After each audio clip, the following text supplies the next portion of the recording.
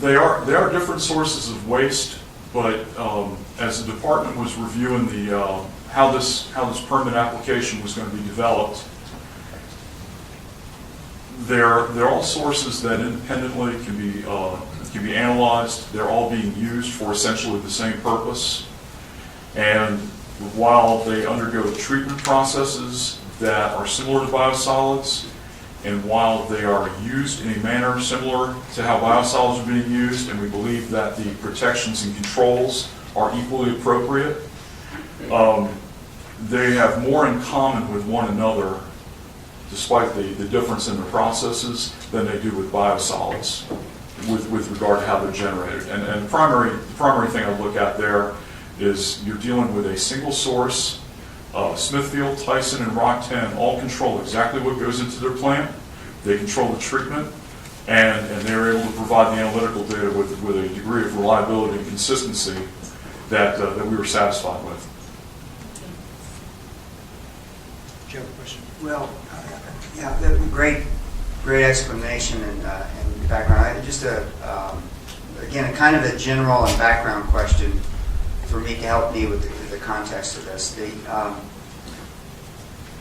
You spend a little more time explaining how this is a separate, different. This is not the same as a biosolids permit. I'm trying to get a sense of how frequently in the Commonwealth industrial residuals land application permits have been issued.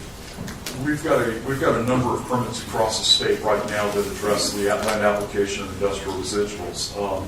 As I said in the presentation, the residuals from Tyson and Smithfield have been applied throughout the Piedmont region under the Department of Health biosolids use regulation permit for years. Right, and that's what I was trying to get at. You've got a number of other food processors, primarily in the Shenandoah Valley, that also do land application of residuals. I'm sorry, let me cut you off. Well, the reference to biosolids, though, is, I mean, the biosolids use regulations it's a little different. So I'm just thinking about in terms of anti-backsliding provisions, that if there's a land application practices have been under administratively continued permits, but they're really under the biosolids use regulations, and this is a proposed permit that is more industrial residuals, then it's a different beast. So it's not, you're not looking to see whether or not it's a stronger or as strong as the permit that was being used for under the biosolids use regulations. So this is not an issue of anti-backsliding, because it's not really the same. It's not a reissuance of an administratively continued permit, right? No, sir. This is a new permit, Yeah. and it is being developed in accordance with the VPA regulations that were most recently approved by the board. And the reason why the permit resembles the biosolids permit again is because you're dealing with material that is intended for a similar use, and the environmental protection and human health concerns regarding the fate and transport of pollutants are very similar between the industrial residuals or the biosolids. During the time that the Department of Health was administering these under the BUR program, DEQ had no problem with that on the basis that we deemed those protections to be adequate. There were a number of VPA permits that are being done around the state right now for industrial residuals, and in fact we've had a VPA program for about the last 20 years for the land application of industrial wastewater for a variety of different activities, from agricultural waste to canning waste, food processing and other ways. So it's not an unusual thing from that perspective. The agency's been working with land application of industrial materials, whether wastewater or residuals, for a number of years. And the concept of reopeners, which can possibly provide some, maybe not adequate level of comfort, but some comfort to those who are adamantly opposed to a permit going forward.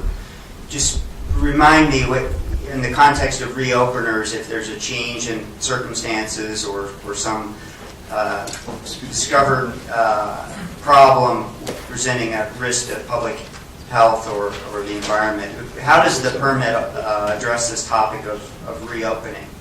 I'm going to let Neil Zaraka, the manager of our Office of Land Application Programs, answer that question, because it's a broader programmatic question. Right. Thank you. Thanks, Mr. Chairman.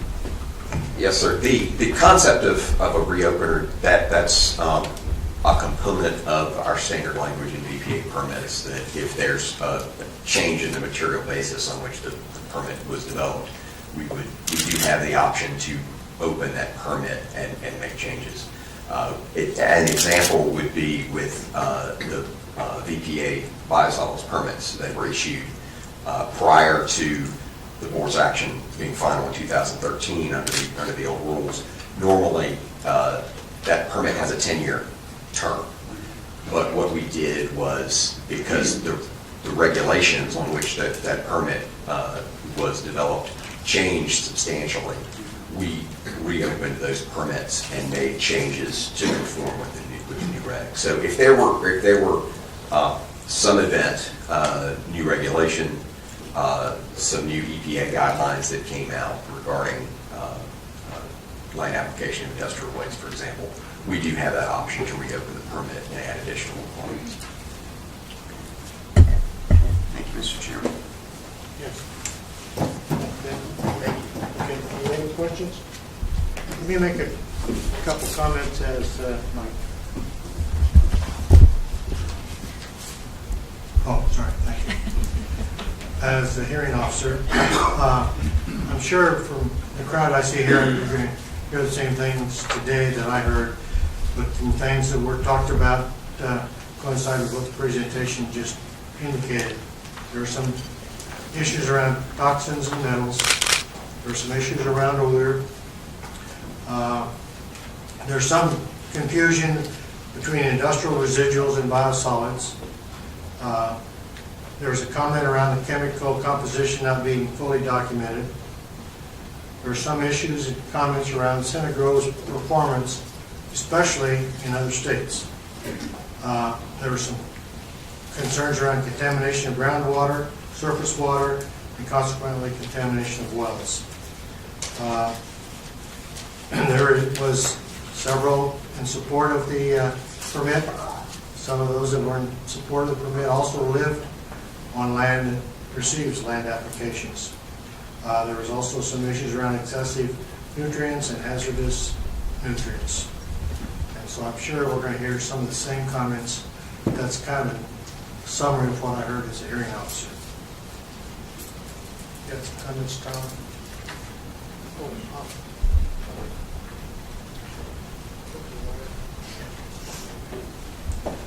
Cindy, have you passed out the resolution?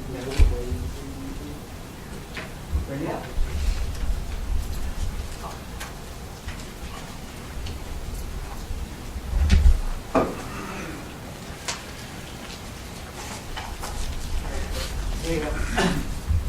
Delegate Lee Ware has asked me to call to the board's attention a resolution that he has pre-filed that is related to this matter. It's House Joint Resolution 506. I'm not going to read the things. Copies being passed out to everybody here. But I'll just call your attention.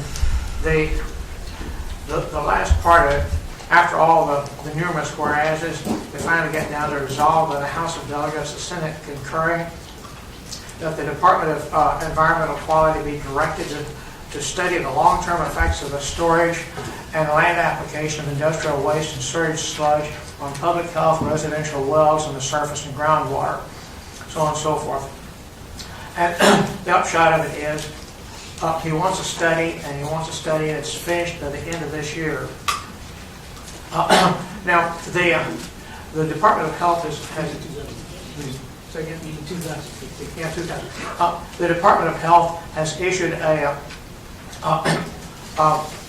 it's not the end of this year, the end of next year. I'm sorry, I'm thinking 1 year ahead already. Department of Health has provided DEQ with a letter describing they reviewed all the literature related to this, and for the most part they say that the health effects are minimal. There are a few little holes though that need some attention. I don't believe they're really serious, but they should be covered. And I think that's what Delegate Ware wants done here. And we hope that in addition to directing DEQ to do this, that they will provide the necessary funding, because right now DEQ simply doesn't have the resources to conduct this kind of a study. A study like this won't be a paper study. They'll have to take samples out of the field, have them analyzed. That's a big job, and this study is actually going to be a pretty big operation. Anyway, I want to call that to your attention, and specifically I want to call Delegate Ware's resolution to your attention. Okay, thank you. I think I've done that now. I was just wondering if you were bringing this to our attention, if the State Water Control Board should make some sort of, letter to the delegate or to the House of Delegates in support of a study like this, seeing as we've been more or less, on the front lines of hearing people's concerns, and perhaps, help to get this going. Okay. Dave? Yes, Mr. Chairman, a couple of points maybe to address Ms. Kellum's issue first. It certainly is the purview of the board to take a position, should you be so inclined on something like that, and whatever position you took would be communicated. But I also want to point out that with this information that you have in hand, I want to advise you that whatever decision you make on this permit today should not be based on the existence of this proposed resolution for 2 or 3 reasons. Most importantly, this is information that's outside the public record. We go to great lengths to make sure, for the fairness of all of our case decisions, that we adhere to the state rules and regulations for, I don't know if that's rain or what, for state rules and regulations for, to make sure that all sides of an issue have a fair input. So it is the content of the record that should form the basis of your decision, and not this. That's number one. Number two, we have a statutory requirement to make a decision on a permit within 90 days of the public comment period. As you've seen from the history of this, this has been delayed. The initial delay was done with the agreement of the applicant, because I, back in the spring, was concerned that there was a lot of public comment, and I went back to the health commissioner to ask her to review the rules and make sure that the rules that we had were protective of public health. She actually had a fairly extensive literature review done and came back with the conclusion that you've seen, that it was protective. But we do have a 90-day state requirement to make a decision, and the applicant has a right to that decision. And the third reason that I would give is just that this is a proposed regulation. It's up to the General Assembly, or a resolution. It's up to the General Assembly whether it passes or fails. And even if it were to pass, I would note that this resolution doesn't call for any moratorium on permitting decisions. So I just wanted to cover that ground with you to advise you that whatever decision you decide to make, this should not form a basis for it. Thank you. Ms. Kelly, can we deal with your thought around support of this after we deal with it? Well, I had a follow-up comment to Roberta's recommendation. I had noted in reading the materials that Delegate Chris Peace had also commented on this issue twice, and I was wondering, I wanted to ask the department if there had been any correspondence back to Delegate Peace with regard to his comments, or if we could, if in Roberta's recommendation, a letter from the board also be addressed to Delegate Peace. I have had personal conversations with Delegate Peace, Mr. Chair, and those sort of policy decisions are issues that any legislator can bring to the General Assembly for discussion.